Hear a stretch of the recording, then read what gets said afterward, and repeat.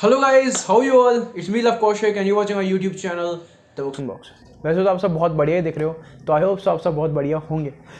आज का वीडियो बोलूँगा नहीं, ओवररेटेड लाइन है कि आप लाइन पढ़ के आए होंगे, मतलब ऑफ कोर्स वीडियो का जो टाइटल है वो पढ़ के आए होंगे यार, हर कोई पढ़ के आता है। आज अपन रिव्यू करेंगे गुनाहों का देवता बाय धर्मवीर भारती जी। ये रीड मैंने काफ़ी टाइम पहले ख़त्म कर दी थी, लेकिन इस रिव्यू को बनाने में बहुत लेट हो गया। अब क्यों लेट हो गया वो हो गया, बस कभी डिले हो गया था। अभी मैं लॉर्ड ऑफ द रिंग्स का review Lord of the rings की अनबॉक्सिंग डाली थी मैंने लास्ट वीडियो, वो ना डाल करके मैं ये डालने की सोचा था, बट मैंने सोचा कि ज़्यादा इंटरेक्टिव कंटेंट जल्दी डालते हैं, तो इसलिए मैंने वो चीज़ें डाल दिया। रिव्यू करने से पहले आज का वर्ड ऑफ द वीडियो देख लेते हैं। Today's word of the video is sustain. Sustain का मतलब अगर किसी चीज़ को बनाए रखना, किसी चीज़ पर सस्टेन रहना। फॉर इंस्टेंस अगर मैं आपको बताऊं, अगर आप बिजनेस स्टार्ट करते हो, कोई भी बिजनेस स्टार्ट किया, तो बिजनेस को सस्टेन रखना होता है। पहले प्रॉफिट कमाने से पहले जो उसका एक गोल होता है वो होता है सस्टेनेबिलिटी। सस्टेन रहना मतलब बनाए रखना बिजनेस को, वो डूबे ना। तो सस्टेन का मतलब होता है किसी भी चीज़ को बनाए रखना, किसी भी चीज़ को ऑनगोइंग रखना, उसको सस्टेन बोलते हैं। आई होप आप समझ गए होंगे। स्टार्ट करते हैं रिव्यू बिना किसी ओके गाइस। ये जो बुक है, फॉर एग्जाम्पल पहले मैं आपको बता देता हूँ कि ये बुक मैंने कितने टाइम में पढ़ी। जो इसमें टोटल अगर मैं आपको बताऊँ तो कुछ 250 पन्ने हैं, 250 पन्नों की किताब है। और इस किताब को 100 पेजेस मैंने 2 हफ्ते में पढ़े, सीरियसली 2 हफ्ते में। और बाकी के कितने बचते हैं फिर 150 पेजेस। 150 पेजेस मैंने 3 डेज़ में ख़त्म करे। अब इसका मतलब ये नहीं है कि मैं पागल हूँ, इसका मतलब ये है कि उन 100 पेजेस के बाद में ये बुक ऐसा पेस पकड़ती है जो छूटे नहीं छूटता। तो सबसे पहले मैं आपको बता दूं कि ये जो किताब है धर्मवीर भारती जी ने लिखी है, जिनका मैं आपको पीछे देख के बता रहा हूँ। 1926 में इलाहाबाद के अंदर इनका जन्म हुआ था। और इनके बहुत सारे ऐसे काम हैं जो आप पढ़ सकते हो, जैसे कि धर्मयुग हो गया, वो इनकी एक बहुत मानी हुई किताब है, बहुत पहुँची हुई किताब है। इन्होंने काफ़ी सारे उपन्यास, नाटक, निबंध लिखे हैं। और इनको पद्मश्री भी से भी नवाजा गया था। और 4 सितंबर 1997 के अंदर मुंबई में इनका देहावसान हो गया, मतलब इनकी डेथ हो गई। तो आज से कुछ 50 से 60 साल पहले लिखी गई थी किताब। और इसको पढ़ने पे इसमें जो भी इन्वायरमेंट था, मुझे सीरियसली नहीं लगा कि ये 50-60 साल पहले की बात बता रहे हैं। सीरियसली मैं इस बुक से काफ़ी रिलेट कर पाया आज के ज़माने को लेकर भी। तो ये आप देख सकते हो कि इतनी अच्छी तरीके से इस किताब को लिखा गया है। अभी मैं आपको थोड़ी किताब के बारे में एक शॉर्ट स्टोरी, एक शॉर्ट रिव्यू दे देता हूँ स्टोरी का। तो स्टोरी जो है वो इलाहाबाद की है।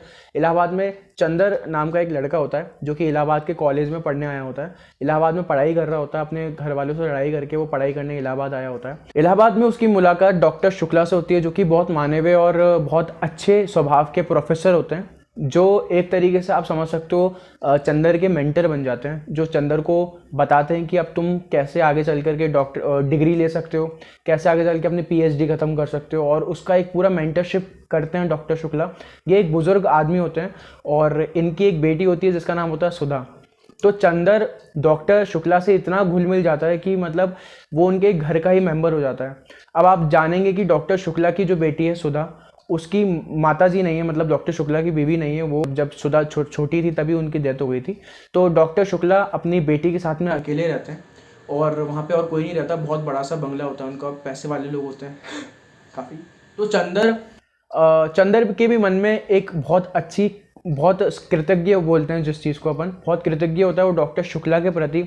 और सुधा के प्रति भी उसका जो स्वभाव होता है और जो उसका एक रिलेशन जो बिल्ड हो जाता है, वो बहुत अनब्रेकेबल रिलेशन होता है, आप कंसिडर कर सकते हो। जब सुधा छोटी सी तब से ही चंदर सुधा के साथ में रहना स्टार्ट कर दिया था। और डॉक्टर शुक्ला चंदर पे इतना विश्वास करते थे और इतना अपना मानते थे उनको कि कभी कभार तो वो जब बाहर ट्रिप पे जाते थे, लाइक कुछ भी उनके काम से वो कुछ समय के लिए बाहर जाते थे, तो वो चंदर को सुधा के देखभाल के लिए छोड़ के चल जाते थे। तो आप देख सकते हो कि यहाँ पर डॉक्टर शुक्ला का बहुत अच्छा विश्वास चंदर के ऊपर बन गया था और चंदर भी उस विश्वास को कायम करे हुए चल रहा था। और स्टोरी काफ़ी अच्छे पेस पे चल रही थी। शुरुआत में स्टोरी में यही दिखाते हैं कि चंदर और सुधा में कैसे अनबन होती है, कभी कभार सुधा कैसे चंदर को वापस मनाती है और चंदर भी कितना सुधा के लिए प्रोटेक्टिव होता है। जो सुधा का कैरेक्टर है वो कितने अच्छी तरीके से वो बिल्ड करता है। एक तरीके से चंदर ही उसकी देखभाल करता है डॉक्टर शुक्ला के बाद में।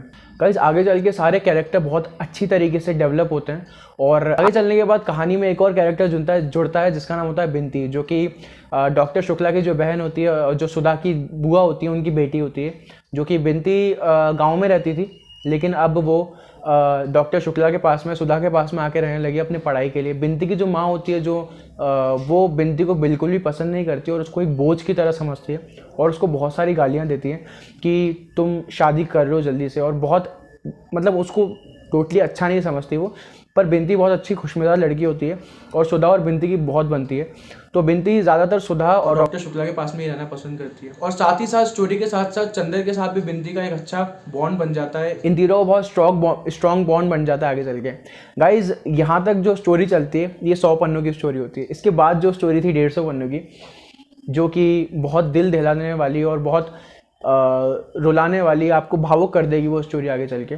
मैं पूरी स्टोरी नहीं बताऊंगा, लेकिन बात मूर्ति वहाँ पर है जब सुधा की शादी की बात आती है।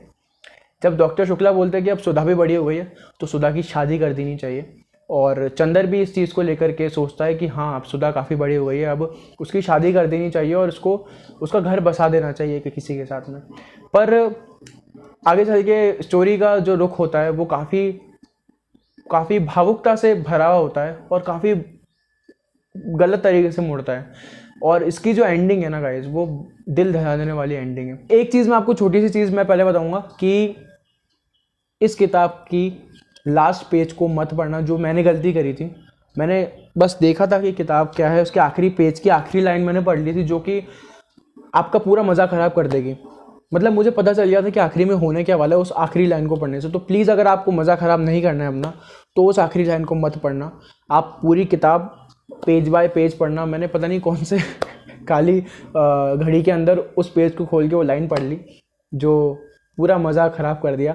पर फिर भी ऐसा नहीं बोलूँगा कि मुझे मज़े नहीं आया पढ़ने में, फिर भी मुझे हर एक पेज के साथ में एक अच्छा जुड़ाव महसूस हुआ, और मैं कहूँगा कि इस किताब को मैं वापस पढ़ने की बहुत जल्दी कोशिश करूँगा। अब मैं आपको थोड़े मेरे पर्सनल एक्सपीरियंसेस शेयर करता हूँ बुक के साथ में। ये बुक मेरी हिंदी की आज तक की बेस्ट रीड बोलूँगा, क्योंकि इस बुक ने मुझे कभी छोड़ा नहीं और ना मैं कभी छोड़ पाया इस किताब को। इस किताब को ख़त्म करने के 2 हफ्ते तक, मैं आपको सच बता रहा हूँ, मैं एग्जैजरेट या बड़ा चढ़ा के नहीं बोल रहा हूँ, 2 हफ्ते तक मैं इस किताब के बारे में ही सोचता रहा। रात को जब मैं सोता था तो मेरी आंखें नम हो जाती थी ये सोच करके कि क्या हुआ इस किताब के अंदर, जो कि आपको आगे चल के पता चलेगा इस किताब के अंदर होता क्या है। जब सुधा की शादी की बात छिड़ती है और आगे चल के किसके कैसे रिएक्शंस होते हैं और क्या क्या चीज़ें बढ़ती हैं आगे, तो आप वो सिर्फ देखोगे चीज़ें तो आप भी रो दोगे। मैं गिन नहीं सकता कि कितनी बार इस किताब को पढ़ते हुए मेरी आंखें नम हुई हैं, मैं सीरियसली नहीं गिन सकता। और आप ये मानिए कि मैं गाड़ी चला रहा था एक दिन और मैं इस किताब के बारे में सोच रहा था, उस समय मेरी आंखें नम हो गई। तो इस किताब में जिस तरीके से चीज़ें लिखी गई हैं, जिस तरीके से एक पाठक को और लेखक ने स्टोरी को और पाठक को जिस तरीके से जोड़ा है, आप समझेंगे कि आपके रिश्तेदार या आपके जान पहचान वाले के साथ ही ये चीज़ें हो रही हैं और आपका दिल भी भर आएगा। मेरा दिल बहुत भरा है इस किताब को पढ़ने पे।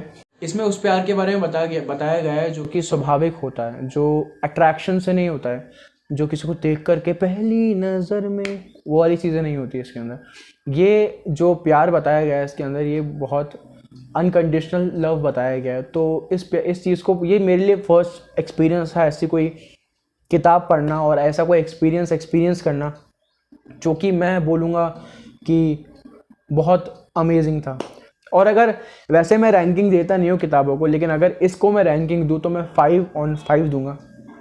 इस किताब में मुझे एक भी गलती नहीं लगी, इस किताब से मुझे कुछ गिले शिकवे नहीं है। मैं बोलूँगा कि धर्मवीर भारती जी ने ऐसी किताब लिख करके युवकों के ऊपर और पाठकों के ऊपर एक बहुत बड़ा वरदान किया है कि उन्होंने एक ऐसी किताब लिखी है जिसको पढ़ के हर कोई रोएगा, हंसेगा और उसको एक असली प्यार के बारे में जो है वो बात पता चलेगी। तो गाइज मैं बोलूँगा अगर आपने इस बुक को नहीं पढ़ा है, तो गुनाहों का देवता बाय धर्मवीर भारती जी, तो मैं आपसे रिक्वेस्ट करूँगा, बहुत कम वीडियोस होते हैं जिसमें मैं लोगों से रिक्वेस्ट करता हूँ बुक्स पढ़ने के लिए, लेकिन इस बुक को मैं पढ़ने की आप सबसे रिक्वेस्ट करूँगा। प्लीज़ अपने 1 हफ्ता 2 हफ्ता जितने भी टाइम आप दे सकते हैं इस किताब को ज़रूर दीजिए ज़िंदगी के। मैं बोल रहा हूँ आप लास्ट में निराश नहीं होंगे, ये चीज़ मैं आपको लिख कर दे सकता हूँ। और इस बुक का लिंक मैं आपको डिस्क्रिप्शन में दूंगा, आप वहाँ से जाकर अगर खरीदेंगे तो वो एफिलिएट लिंक है।